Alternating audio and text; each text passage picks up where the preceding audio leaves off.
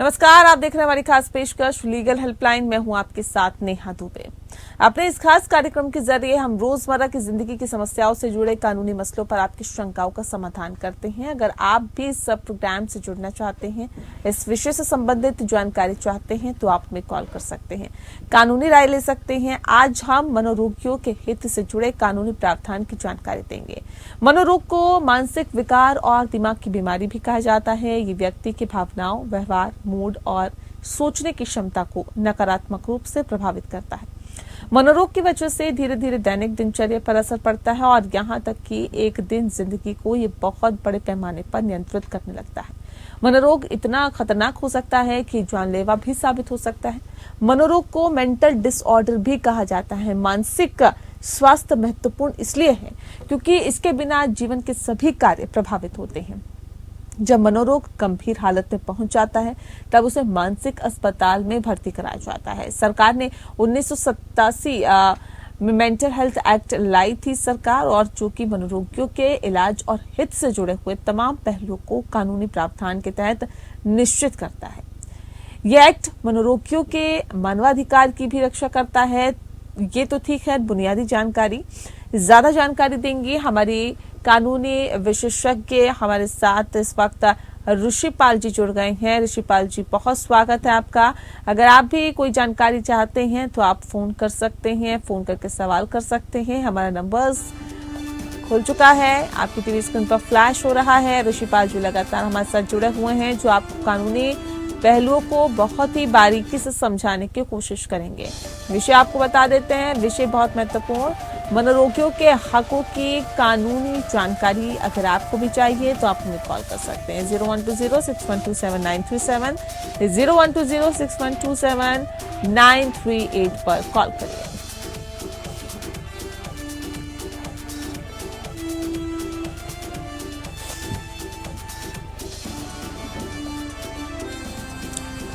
तो ऋषिपाल जी हमारे साथ लगातार जुड़े हुए हैं।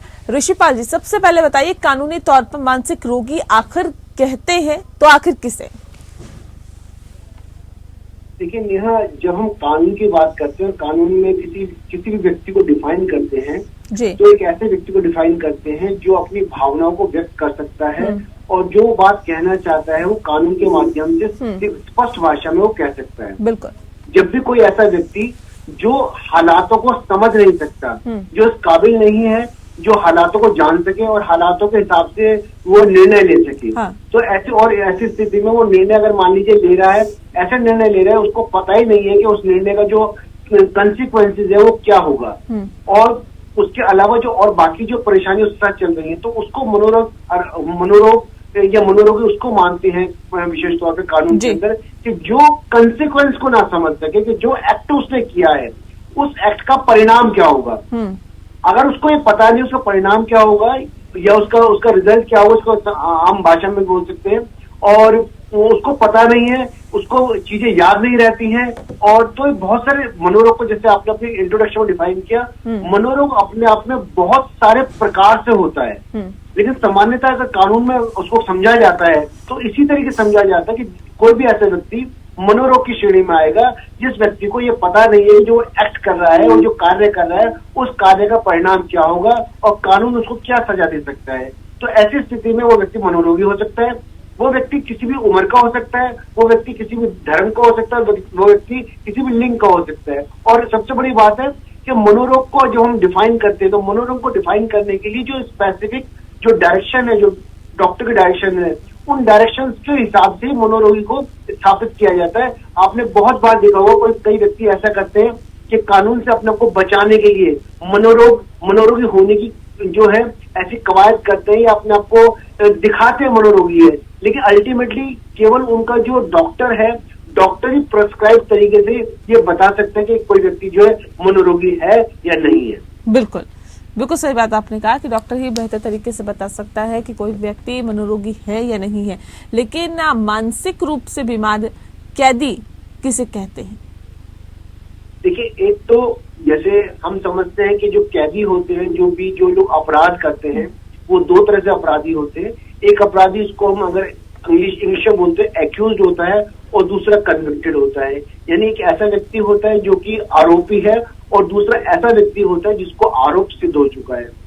बहुत बार जेल में देखा जाता है कि अगर ऐसी स्थिति है कि जेल जाने से पहले कोई व्यक्ति कोर्ट के सामने लाया गया है और कोर्ट इस संज्ञान में आता है, उसका कॉग्निजेंस लेता है कि ये व्यक्ति जो है मनोरोगी है, अभी इसका जो मेंटल स्टेट ठीक नहीं है, तो ऐसी स्थिति में जो मैजिस्ट्रेट कंसर्न जो होता है वो डायरेक्शन देता है स्टेट को कि पहले जो प्रॉपर जो डॉक्टर है या प्रॉपर हॉस्पिटल है वहां जाएं, इसका इलाज कराएं।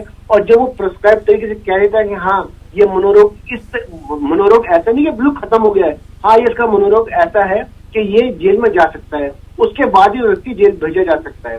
बहुत बार ऐसा भी देखा जाता है कि जब कोई व्यक्ति बहुत लंबे समय तक जेल में रहता है तो धीरे धीरे उसकी मनोरोग की जो समस्या है उसके अंदर पैदा होती चली जाती है। ये बहुत सारे सेमिनार में हमने देखा है। अगर ऐसी स्थिति में जो जेल कंसर्न के डॉक्टर्स होते हैं, जेल कंसर्न के डॉक्टर्स अगर मान लीजिए उस व्यक्ति को पूरी तरह एग्जामिन करने के बाद ये पाते हैं कि ये व्यक्ति जो है मनोरोग से ग्रस्त है। एक तो बहुत बड़ी समस्या इसको हम बोलते हैं डिप्रेशन जो है वो बहुत कॉमन है, बहुत हो जाता है। और डिप्रेशन हमेशा के लिए नहीं होता, टाइमली होता है, थोड़ी देर बाद ठीक हो जाता है। लेकिन अगर उनको लगता है, जेल अथॉरिटी को ये लगता है कि ये व्यक्ति मनोरोगी है, तो जेल अथॉरिटी जो है कंसर्न मैजिस्ट्रेट को उसकी रिपोर्ट भेजती है कि ये व्यक्ति जो मानसिक जो है रोगी है और इसका जो इलाज है वो जेल में नहीं हो सकता। तो ऐसी स्थिति में उस व्यक्ति को जो है जो जिला जो मनोरोग अस्पताल है या जो और चीजें हैं उनके लिए भेजा जा सकता है। तो ऐसी स्थिति में सबसे इम्पोर्टेंट है कंसर्न जो जेल होती है, अगर वो सेशन ट्रायल केस है तो सेशन जज के पास वो रिपोर्ट भेजेंगे, अगर मैजिस्ट्रेट के पास है तो रिपोर्ट भेजेंगे और उस रिपोर्ट के आधार पर जो है कंसर्न जो जज है वो डिसीजन लेता है। ठीक है सर, ये भी बताइए कि भारत सरकार और राज्य सरकार मानसिक रोगियों को कौन कौन सी सुविधाएं देती है?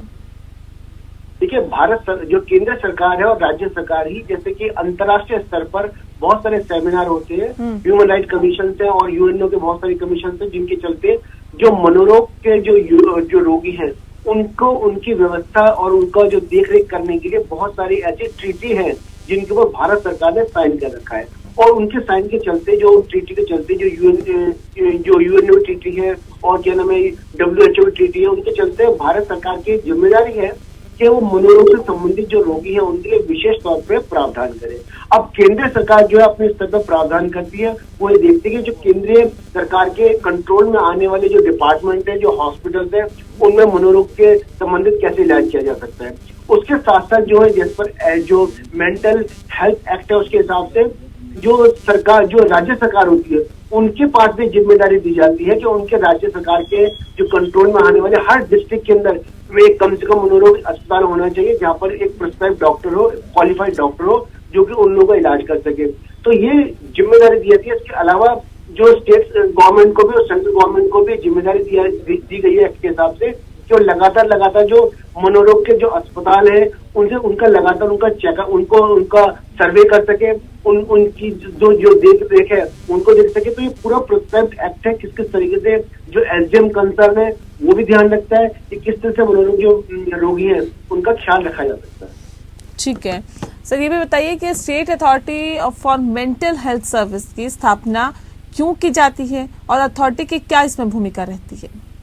देखिए नेहा, एक तो जो हेल्थ का जो इशू है, हेल्थ अपने आप में एक स्टेट सब्जेक्ट है।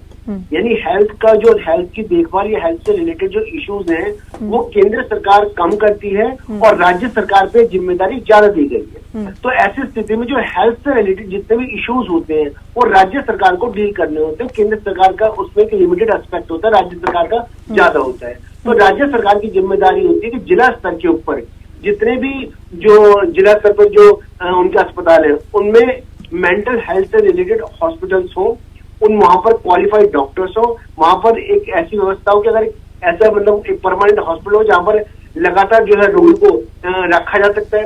तो सारी की सारी जिम्मेदारी ये राज्य सरकार पे दी जाती है। राज्य सरकार न केवल उन अस्पतालों को ध्यान रखती है बल्कि एक पीरियोडिक सर्वे जो होता है उनका सर्वे होता है, लगातार उसकी रिपोर्ट जो है वो जाती है जिससे कि उनसे संबंधित जो मानसिक रोग से संबंधित जो व्यक्ति होते हैं उनके और वेलफेयर के लिए लगातार जो योजनाएं बन सके। ठीक है सर, ये भी बताइए कि मानसिक अस्पताल में भर्ती होने के नियम क्या रहते हैं?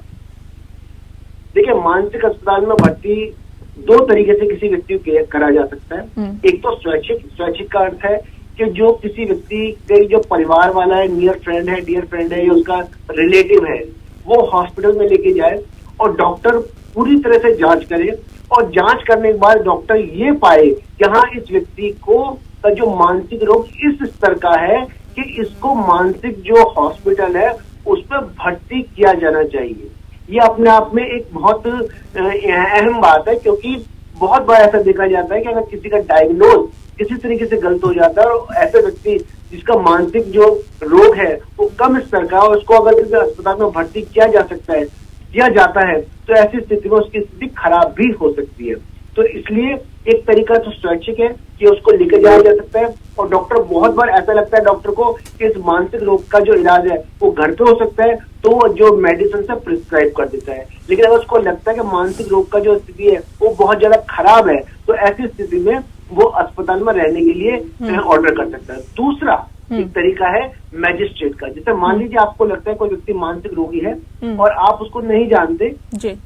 तो ऐसी स्थिति में आप कंसर्न जो पुलिस स्टेशन है वहां पर और एसडीएम को इस बात की इत्तला दे सकते हैं कि एक मानसिक रोगी है और उस मानसिक रोगी को एसडीएम कंसर्न और जो थाना पुलिस अधिकारी है उनकी भी जिम्मेदारी है कि कंसर्न मैजिस्ट्रेट के पास वो उसको लेके जाते हैं और मैजिस्ट्रेट ये फिर डायरेक्शन देता है कि उसको मानसिक रोगी के जो हॉस्पिटल है वहां लेके जाया जाए। और अगर डॉक्टर को वहां लगता है कि इस व्यक्ति को उस अस्पताल में भर्ती करने की आवश्यकता है तो भर्ती किया जा सके। मतलब किसी भी व्यक्ति को दो ही तरीके से, या तो स्वैच्छिक उसके परिवार वाला या फिर मैजिस्ट्रेट की जो है आज्ञा से ही भेजा जा सकता है। ठीक है, ऋषिपाल जी बने रहिए आप। दरअसल हम बात कर रहे हैं मानसिक रोगी के हक के बारे में।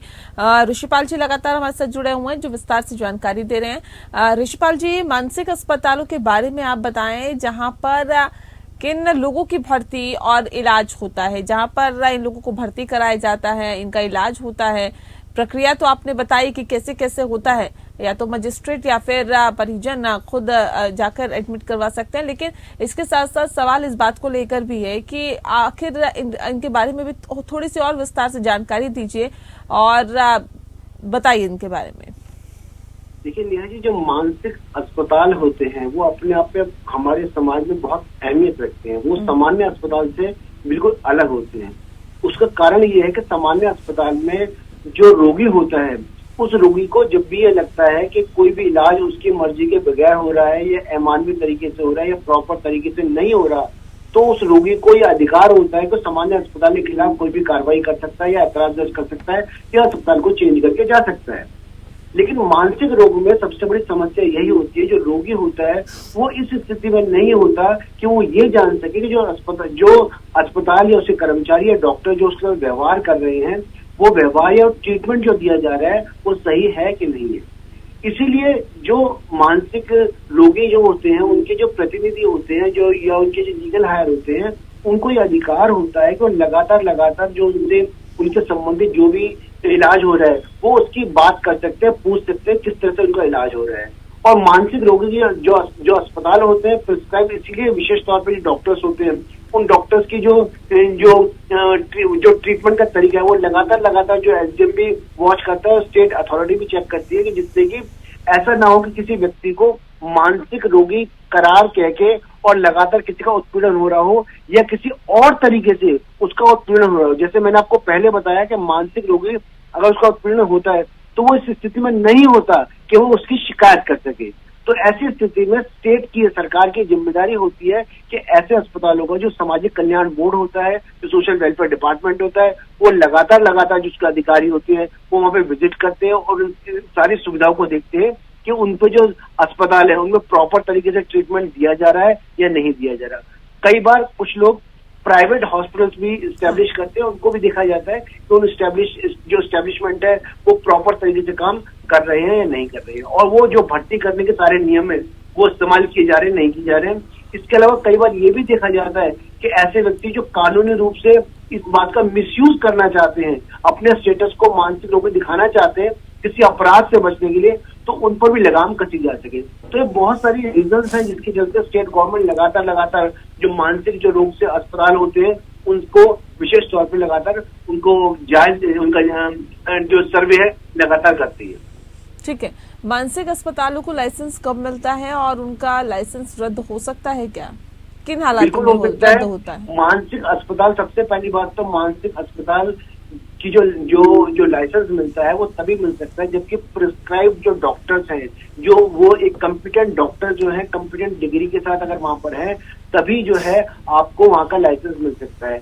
अगर प्रिस्क्राइब डिग्री किसी व्यक्ति के पास या डॉक्टर जो उनके यूनिट के पास नहीं है तो वो लाइसेंस नहीं मिलेगा। अगर कभी भी ये पता लगता है कि किसी भी व्यक्ति ने जो लाइसेंस लिया है तो किसी ऐसे डॉक्टर के नाम पर ले लिया है जो एग्जिस्ट नहीं करता है, वहां से जा चुका है, या जिससे जो अस्पताल होल्ड हो रहा है या सुपरवाइज हो रहा है वो प्रिस्क्राइब डॉक्टर के बिना परमिशन के हो रहा है या बिना सुपरविजन के हो रहा है, या जो प्रिस्क्राइब जो स्टेट गवर्नमेंट ने जो रूल्स बना रखे हैं, कुछ राइट्स बना रखे हैं जिसके अंदर किस तरीके से उनका रखरखाव होगा, किस तरह से खाने पीने का ध्यान रखा जाएगा, किस तरह से उनकी निजता, ये भी इम्पोर्टेंट है, उनकी जो प्राइवेसी है उसका ध्यान रखा जाएगा, किस तरीके से जो अगर महिला कोई मानसिक रोगी है उसका ध्यान रखा जाएगा।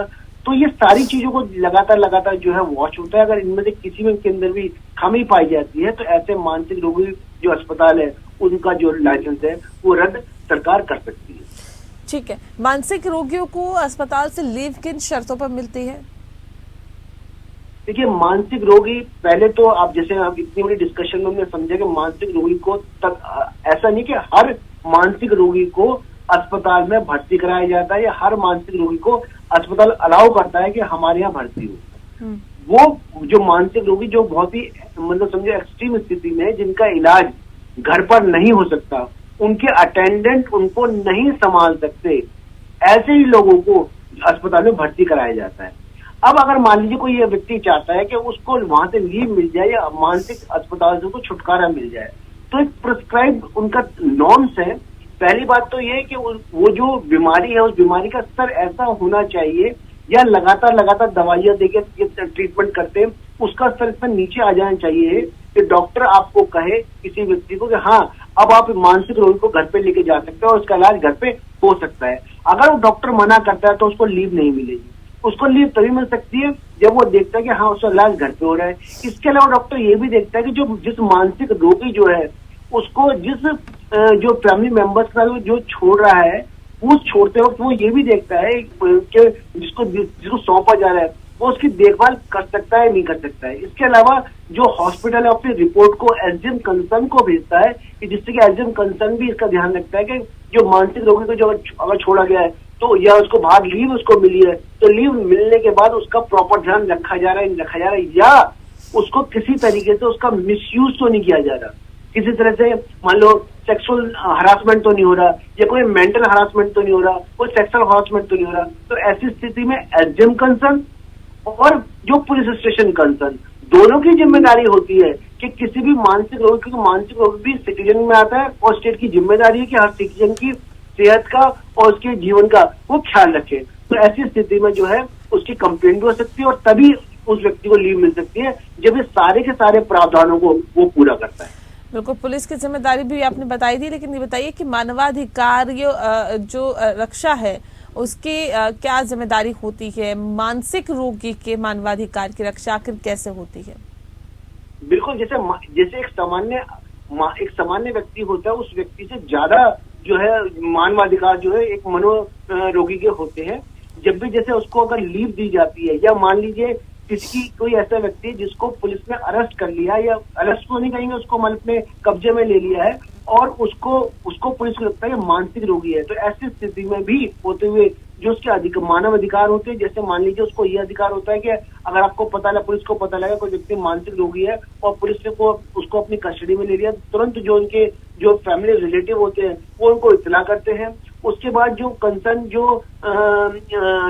मैजिस्ट्रेट होता है वो वहां पे पेश कर सकते हैं, कंसर्न मैजिस्ट्रेट ऑर्डर कर सकता है, वो उनको प्रिस्क्राइब्ड हॉस्पिटल में पुलिस की जिम्मेदारी होती है अपनी कस्टडी में उस व्यक्ति को वहां पे छोड़ के आते हैं। और इस बीच जब तक पुलिस की कस्टडी में रहता है तो जो एक व्यक्ति के सारे मानव अधिकार होते हैं, अगर वो महिला है तो सारे मानव अधिकार, अगर वो पुरुष है तो सारे मानव अधिकार, उसकी निजता का अधिकार, उसका स्वास्थ्य का अधिकार, उसके भोजन का अधिकार, सारे अधिकार जो उसके होते हैं उसकी जिम्मेदारी स्टेट की होती है। स्टेट को सारे के सारे जो जिम्मेदारी अधिकार होते हैं उनको पूरा करना होता है और उनको पूरा करते हुए ध्यान रखना होता है किसी व्यक्ति जो भी मानसिक रोगी है उसको किसी तरीके से तकलीफ ना हो। और उसके बाद जो सबसे इम्पोर्टेंट है, जब वो हॉस्पिटल में उसको अगर वो उसको एडमिट कराते हैं, दो स्थिति हो सकती है। एक स्थिति ये कि उसके परिवार का कोई लोग है, कोई उसके परिवार का व्यक्ति है, लेकिन उसके परिवार का कोई व्यक्ति नहीं है, तो ये जो गवर्नमेंट की जिम्मेदारी होती है, पुलिस की जिम्मेदारी होती है कि वो पब्लिकली नोटिस निकालती है कि ऐसे व्यक्ति को जो है